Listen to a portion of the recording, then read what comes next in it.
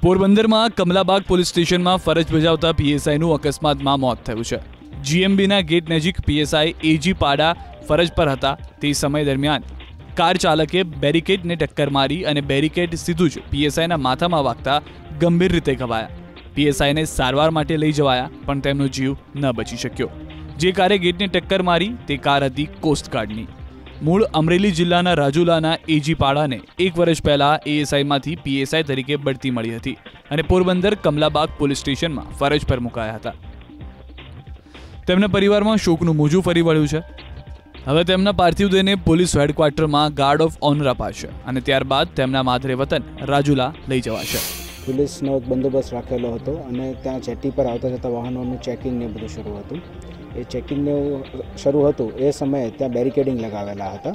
સવારનો સમય હતો તે સમયે ત્યાં એક 4 વ્હીલ ગાડી આવી અને તેને આ બેરિકેડિંગ ધ્યાન પર ન આવતા એ તેની સાથે અથડાઈ ગઈ બેરિકેડની સાથે અથડાતા તે બેરિકેડ જે છે ત્યાં ફરજ ઉપર હાજર અમારા પોરબંદરના કર્તવ્યનિષ્ઠ પીએસઆઈ એવા એજી પાડા ત્યાં હાજર હતા।